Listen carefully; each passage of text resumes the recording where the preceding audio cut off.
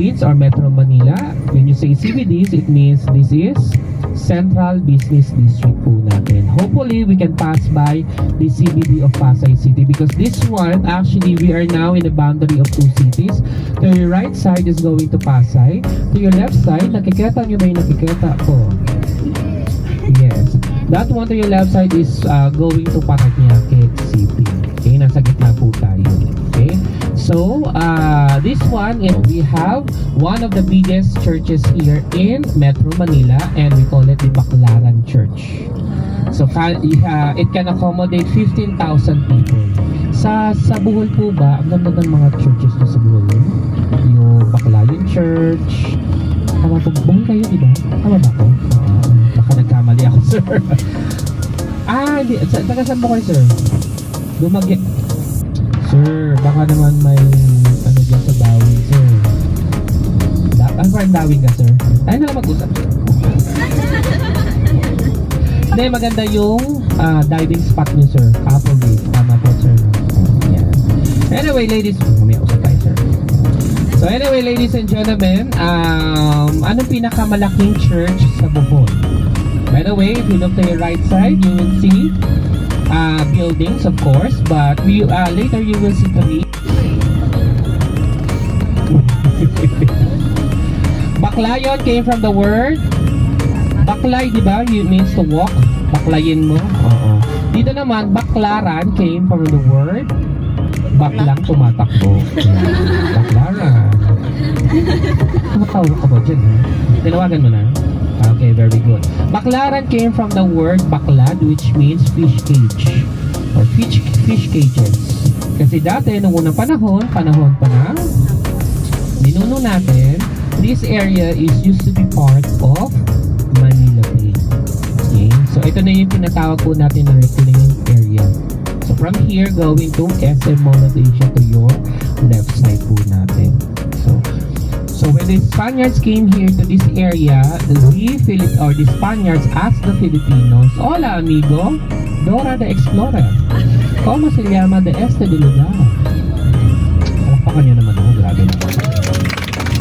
So of course, the Filipinos cannot reply because they don't know how to speak and understand Spanish. So they thought that they asking, what are those sticks? And then they said, baklad, baklaran. Baklad is one fish cage. Baklaran, maraming fish cage. So the Spaniards thought that this area is called Baclaran. Okay, so the main area here, or the tourist destination here, is what we call the Baclaran Church or Our Lady of Perpetual Help. So dito sa Metro Manila, dito ba? So here in Metro Manila, kapag kami po ay kailangan ng help para po pumasa sa mga exams namin, sa Baclaran Church po kami pupunta. Sa inyo, anong church ang pinupuntahan ninyo? Cathedral, St. Joseph. Ayan, kami dito naman. If you look to your right side, ladies and gentlemen, that is the main thoroughfare of Metro Manila. We call it the EDSA. That will be the Mall of Asia to your left side. So maybe later we will pass by on that area. Okay? This one naman to your right side, ladies and gentlemen, is one of the oldest hospitals here in the Philippines. We call it this St. John the Baptist Hospital or San Juan de Dios Hospital. Very historical yan. Alam niyo kung bakit? Kasi dyan po huling-huling nilagay si Dr. Jose Rizal after he was executed. So, doon sa may Baclaran, sa may Bagong Bayan, binaril siya, di ba?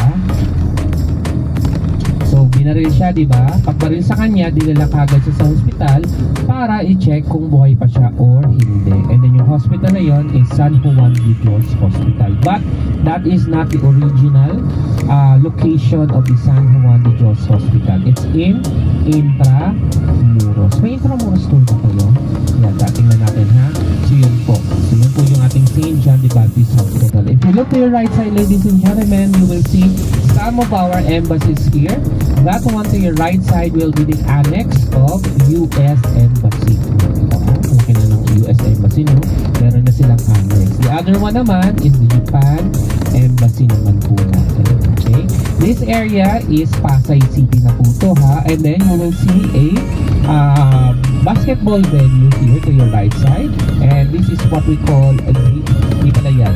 Finance po yan. Finance ba? Tama ba ito? Foreign affairs pala. Ayan. Diyan, dati, nung panahon namin ni Miss Irish, diyan kami kumukuha ng passport. Mga 1972. Okay? Pero ngayon kasi may bago na kami kinukuha na ng BFA sa malapit po sa may Mall of Asia. Okay?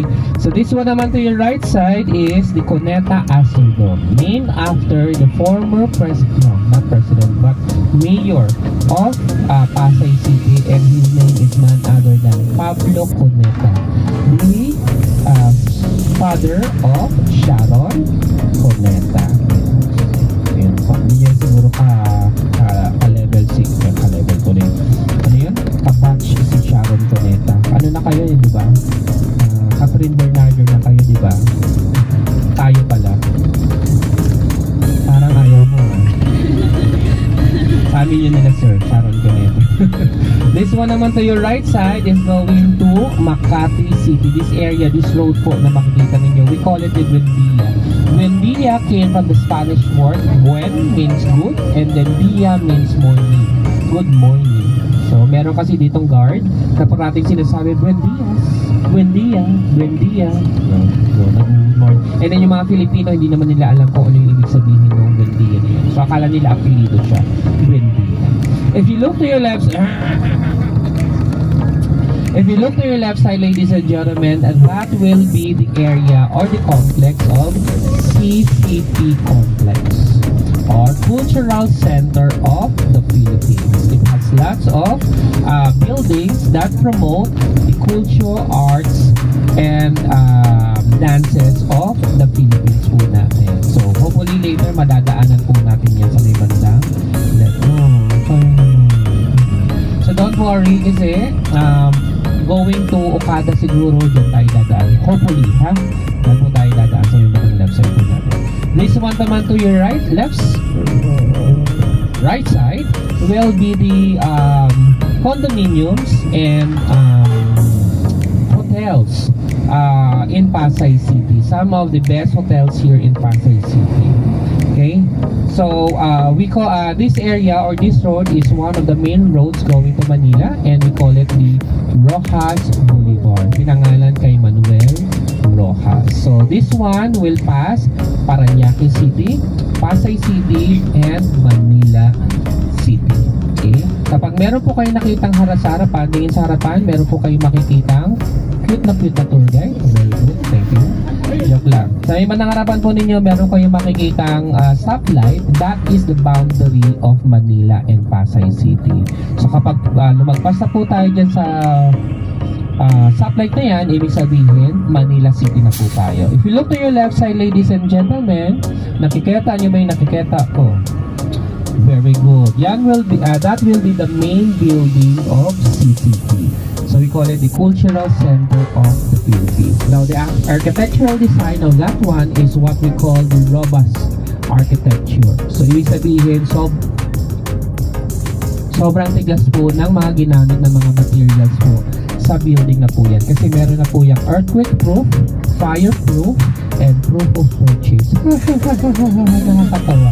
So anyway, ladies and gentlemen, you will know if there's a show inside the CCP complex if the fountain is open.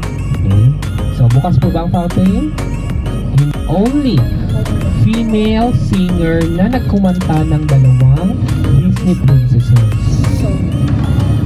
Hindi mo alam, no? Kala mo, ha? So ang kinanta po niya ay walang iba pong hindi ang A Whole New World at saka yung Reflection ni Mulan. So siya lang yung katangi-tangi. So ladies and gentlemen, welcome to Manila! Masaya na Manila kasama. Welcome to Manila! Ang hindi mag-yehay, hindi nag-toothbrush. Welcome to Manila! Very good. Oh, nahiya. Hindi talaga nag-toothbrush. So anyway, to your right side, ladies and gentlemen, you will see some of our government agencies here. Like for example, we have the Department of Finance and the BSP or Bangko Sentral ng Pilipinas. This one naman to your left side ay hukbo ng CAPI or hukbo Navy Magabot.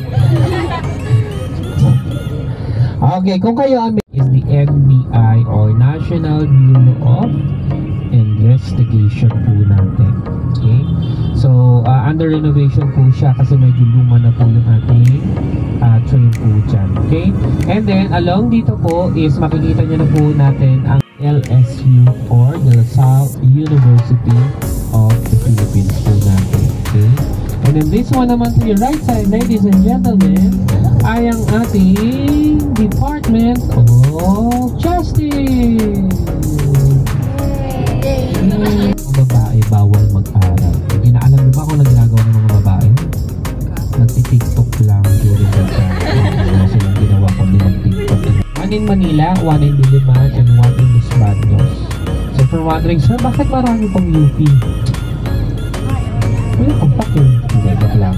Kasi, depende yan kung anong kurso kukunin mo. Most kasi na dito sa UP are sa hospitals. So, for example, doctors, nurses, and then of course, law, dito rin po siya. Okay? Sa Diliman naman, economics, yun yung nila, journalism, yun po yung kursong kinukuha po nila doon.